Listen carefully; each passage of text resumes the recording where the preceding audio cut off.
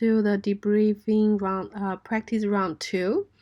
So for this video, I'm going to go through the result from this practice round, and I'm going to point out some of the things you need to pay attention going forward. So before we start, just keep in mind that this is only practice round, and do not feel bad your practice round result is not the result you are looking for. So the purpose of practice round is for you to learn and get general idea of what is CAPSIM and learn to make decisions. So the practice round grade will reset to 0 before the competition round starts. And remember that the first official competition round will open on February 3rd. So at first I want to point out, by looking at your industry's financial statistic, I want to point out the ROS, ROA, and ROE.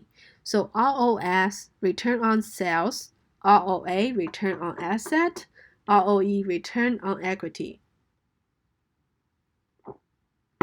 The indicator, so those are the indicators of how profitable a company is related to its total sales, total assets, and total equity, right? So if you have a low or even negative ratio, that suggests that the company did not use its asset effectively to generate the income. So if you belong to this category, then you need to make sure that you need to use your planned and also the things, the capacities you invested to generate income, right, to make profit. So next one I want to point out is the profit. We can see that the team make the most profit is team borrowing. So the purpose and the foundation of business is what? It's making profit. You need to make sure that the product you produce, and then you need, make money. And also profitability is one of the grading criteria for the CAPSIM. So making profit is the goal, right, for the business. If you are having a negative profit, then you need to really dig into your projections and then making decisions wisely, starting from the competition round 1. Next is the SG&A to sales ratio. So SG&A is a selling, general, and administrative expenses. So those are the cost of running a business. For example, the rent, utility cost, marketing expenditure, equipment, and employees' benefit. So generally speaking, the lower rate, the better. So if you have really high SG&A to sales ratio, then you need to check the areas that I just mentioned before. We also have the contribution margin here. I highlighted a couple groups that the contribution margin is lower than 30%. So first we need to know the contribution margin represent the incremental money generated for each product, after deducting the variable portion of the firm's cost. So the higher ratio, so that means the more money is available to cover the business overhead expenses or fixed cost. So if your contribution margin is below to 30%, then problem is that it can be a combination of like marketing, production, or pricing. You need to look into those areas to fix, increase your contribution margin for a couple teams here. And then for your industry, we see that a couple teams are still in the emergency loan. Some of the team may be in the practice run already in an emergency loan. If this emergency loan is smaller than what you had before, then that's good. You are improving. However, if the emergency loans keep getting bigger, then you really need to look into those areas. First is inventory. So if your inventory that you expect to sell that goes into the warehouse, then you have to pay for the inventory to store those products, right? Then it make you to run out of the cash. About 70% of emergency loans falls into this category, so you need to check that. Second one, probably because you forgot to fund a major plant improvement. Then about 25% emergency loans falls into this category. Or it also can be your profit was so negative that you exceed your cash reserves. Then about 5% of emergency loan goes into this category. You need to look into those areas if you are getting the emergency loan. Okay, now we come to the market share. From this chart, we can see that everybody want to get a piece of pie, right? Looks like Team Baldwin is getting the biggest pie so far, right? Then Team Baldwin looks like they are not only getting the big piece of pie, and they are very profitable. Then there are many teams: Andrew, Baldwin, Chester, Digby, Ari, all making profit. And then Team Ferris, Garrett, and Hopper, you need to really look into your spending and your projection to make sure you have good good standing of the cash and also make profit. Okay, so we come to the stock and a bond. From here we can see that the reason why Team Baldwin's stock is the highest so far is because they're making a profit, right? So if you are making profit, the stockholder think, oh, you have good potential to grow, so that's why the stock price is jumping up, like from 33 to 52. At the same time, you can also see Team Ferris, Garrett, and Harper are the stock price is 1. The reason why this is happening is because your team is in an emergency loan. So once you goes into emergency loan, that means what? Your team is bankrupt. Then that's why the stock price is 1. So do not feel like afraid, like, oh, bankruptcy. No, you still can, starting from future round to make profit, make money, and then make sales to generate to cover the emergency loan, and then be able to make get out the emergency loan, then continue the business. So that's not really the scariest thing. Just make sure you're making a good projection, right, in the future. Then we can see here. Okay, so we have the book value. So book value reflect what? The current investment capital, and EPS indicate what? Your future earnings potential. Also the dividend. You can pay dividend, however, it's under the circumstance that your team is making a lot of profit, then you can make your stockholder happy, and then at the same time keep your stock price high. But if you're not really making profit, it's not really recommended to giving dividends to the stockholders. Okay, now we come to the financial summary. This is the cash flow. This cash flow statement indicated many areas. For example, the depreciation, inventories. Did you really pay a lot of inventory? Since you have excessive product, in the warehouse, right? Also the net plant improvement. We can see that there are 2 teams, Team Digby, Ari, they are improving their plant equipment and other things. Okay, so we can also from this chart also see the dividend you paid, per sales or purchase of stock. So far there's no team doing that. So if you sell stock, then you're trying to generate more money to help you to grow, right? If you purchase stock, you're trying to increase your stock price. You're buying back your stocks. Okay, now let's see.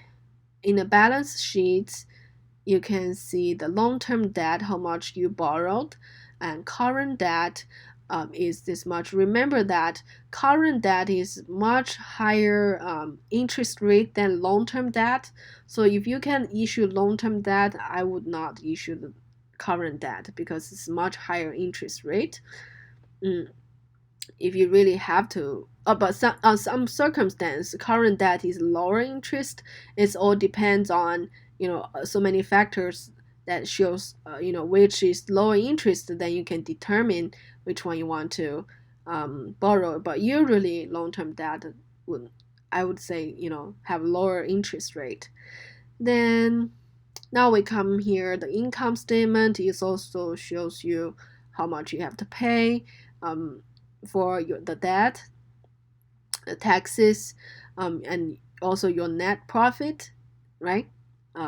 So this is the three accounting, really basic accounting statement you need to know and then read and be able to understand your team's financial accounting and finance area. Are they healthy or not, right?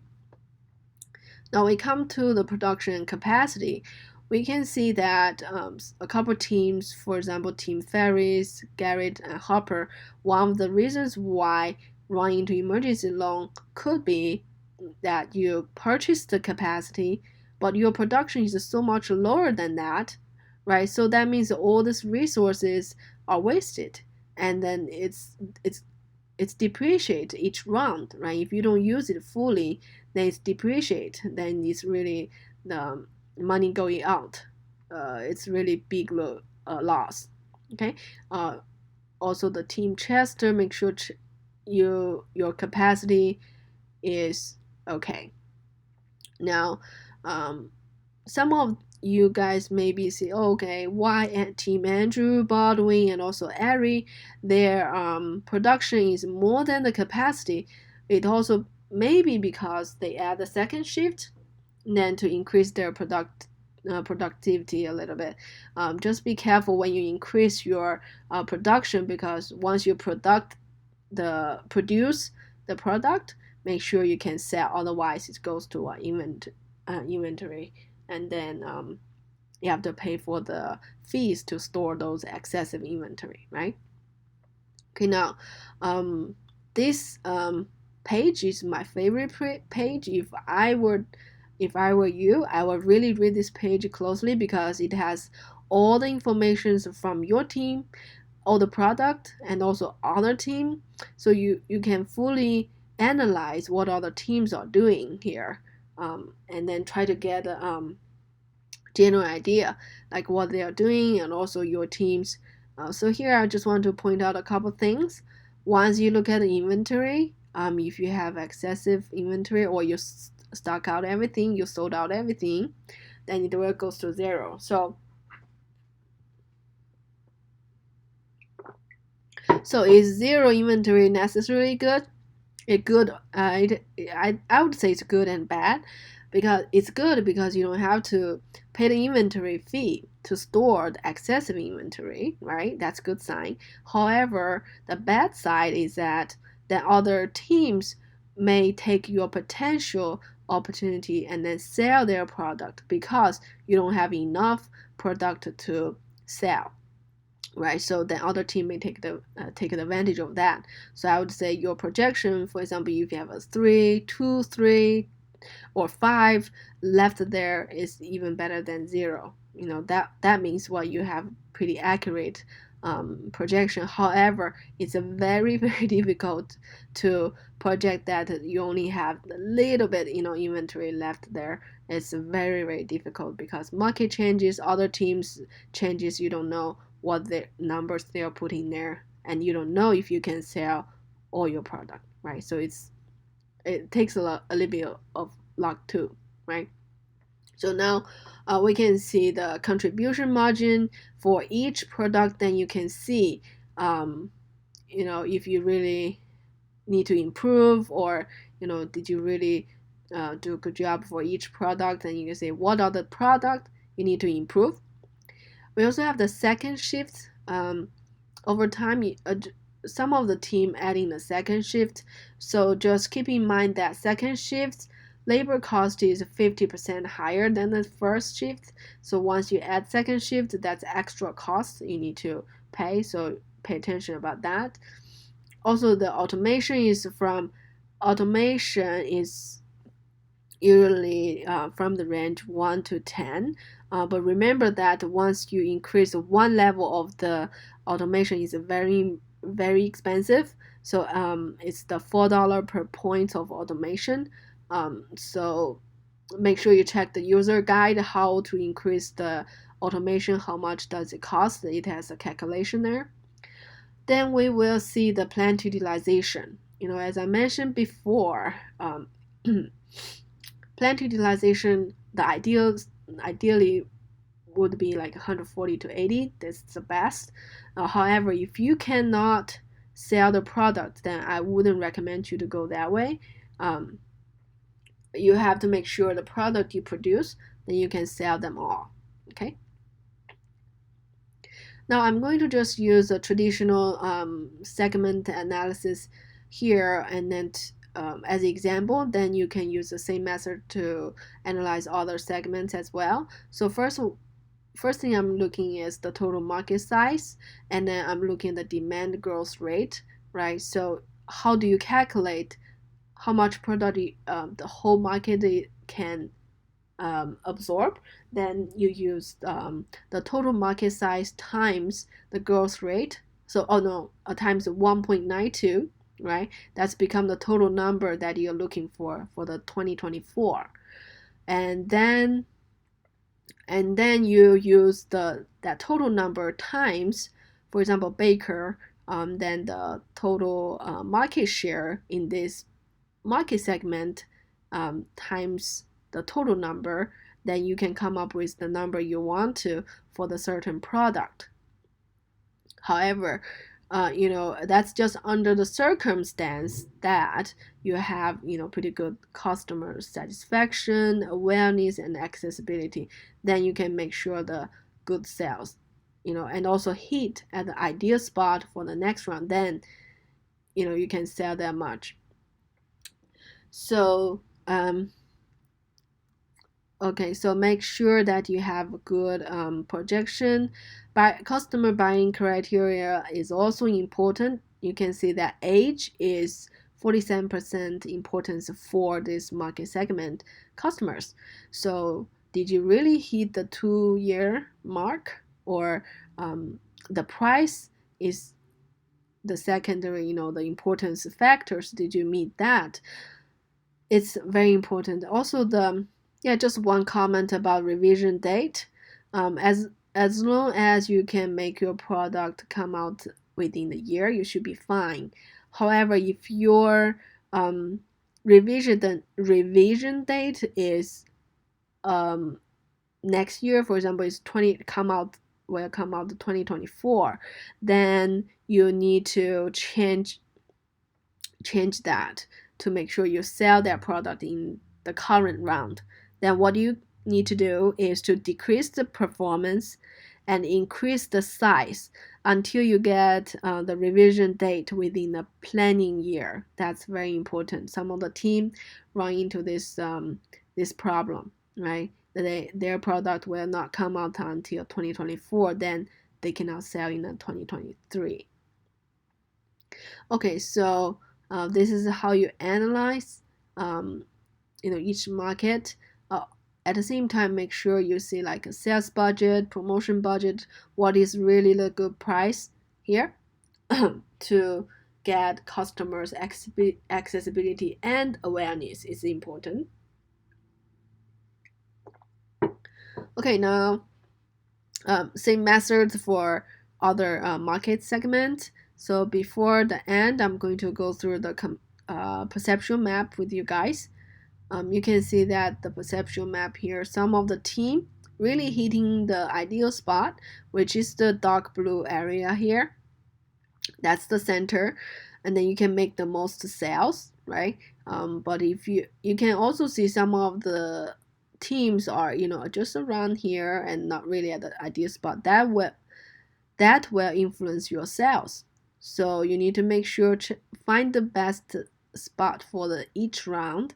then you can sell more. So basically, it will move to the left corner to the right corner down, because customers always looking for the product low price, high quality, right? So that's why the whole market is shifting from left corner to right corner.